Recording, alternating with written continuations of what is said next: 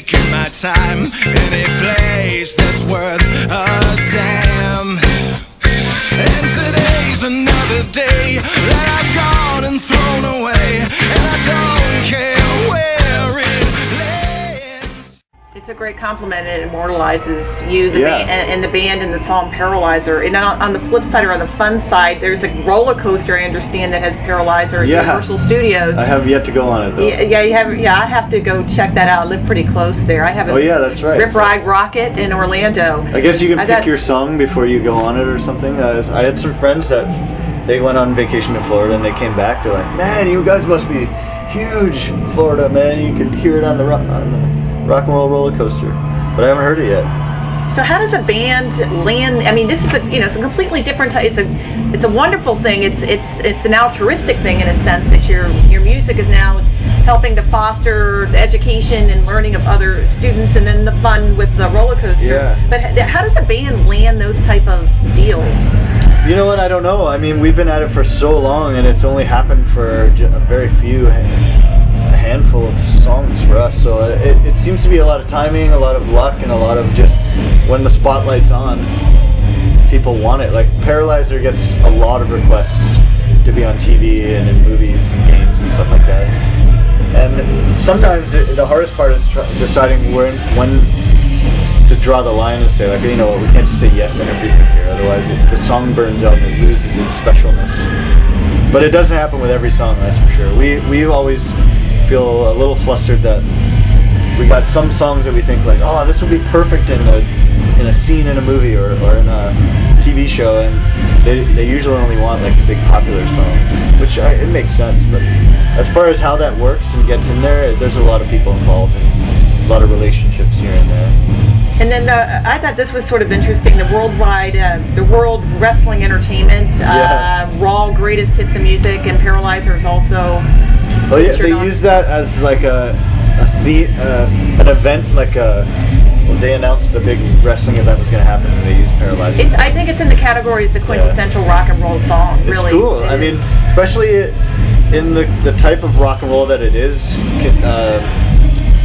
When we were out touring that record, the bands we were touring with, a lot of the rock and roll bands around it's just not like that, but it's still a rock and roll song. So that was very fun and fulfilling. It was just feeling like this oddball, a unique kind of thing in the landscape of this, just always a lot of songs that are the same, lots of big chords and a lot of like big triumphant chorus. So we were happy to be able to try something different and have it succeed. But I don't know, you know, if we knew what we were doing, we might try it again, but we have no idea. Just a couple more questions. One about the festivals. Obviously, there's synergy in festivals and bringing fans all together. Have you done a lot of festivals as a band, and have you collaborated with other bands, hooked up with other bands, and had synergy in that way as a result of the festivals? On festivals, most of our summers are spent doing festivals, so it's just hopping around from city to city, and it's amazing because everyone that's at a festival is there because it's their summer let loose, right? So there's a lot of good energy going on with the crowd part of it. And because of that, it's very loose and everyone's wearing shorts and the girls are in summer dresses and everything. The bands are in great moods because it's just beer and sunshine, right? So we've made a lot of friends that way as far as from band to band, just because it's just so open and free. And a lot of when we're playing festivals with big headliners, we'll be on early in the day. And then when you're done, all you have to do is get drunk and watch a concert like everyone else, right? And that's when you end up making some good friends with the other bands that have played early in the day, because all you have is, you know, you're just, we did Rock on the Range, and you kind of just, you know, you're getting drunk waiting around for Korn to go on stage, or waiting around for STP to go on stage, and yeah, it's really neat. What kind of gear or guitars do you play? I play Yamaha guitars. They're Telecasters, and I have I sort of modeled it after an old Telecaster that was from the 70s that I really like. But yeah, they're made by Yamaha, and they hooked me up pretty good. They've treated me really good over the many years.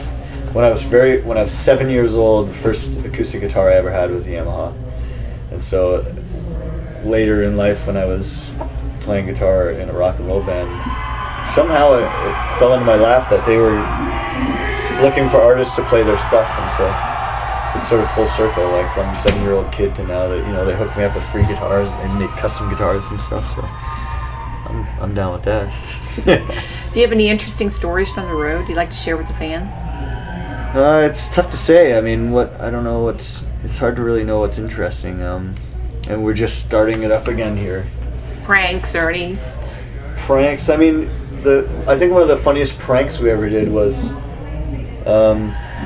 we were in Australia and we were opening up for Evanescence, and we were in Perth, I think, which is where AC/DC's from.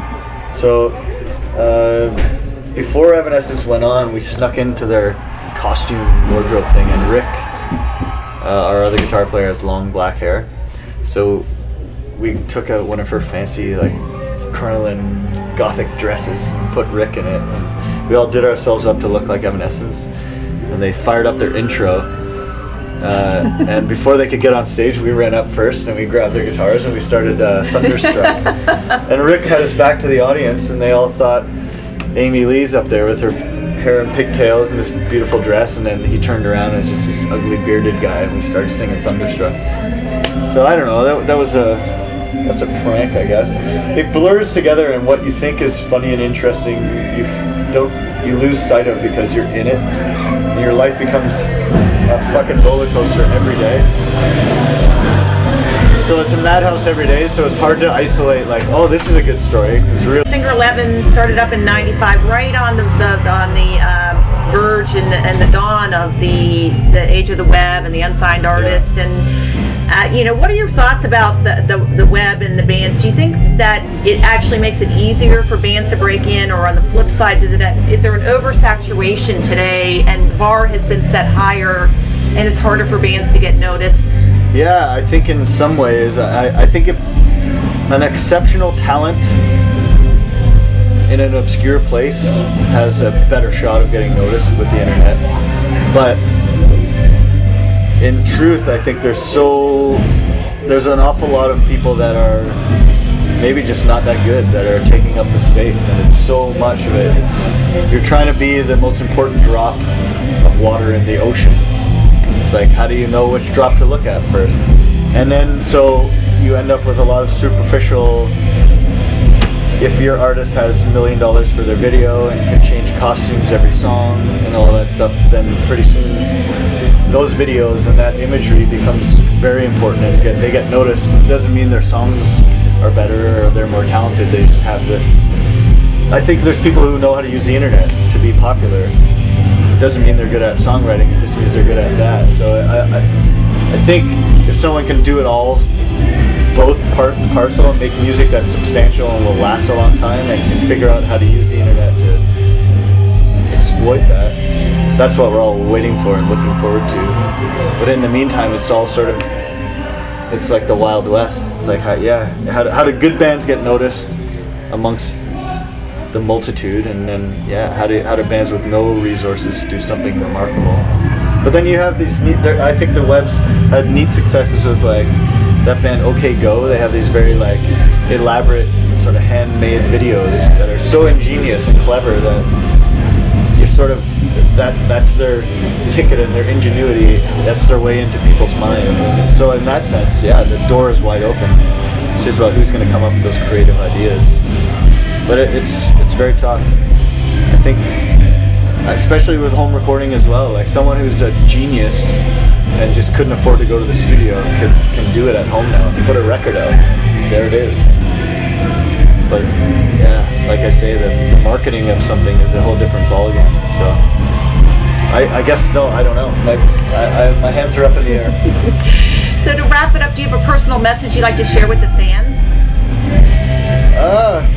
No, I don't know. I mean, I guess just, I think in this day and age, not a message, but my philosophy, how I've been going with the artists that I really like in movies and in music, is to just be aware of investing in the artists that you like. And even though you can get it all for free, and it's awesome that you can get it all for free, if there's someone that you really care for and want to hear more from, it's worth this sort of, I already have it, but I'll buy this for $10. It's adding up in some column somewhere and getting people's second and third records going. So I guess that would be my thing. If you like it, invest in it, because it's gonna end up being, you're gonna be the important part that keeps it going. Well, thank you very much. It's been a privilege.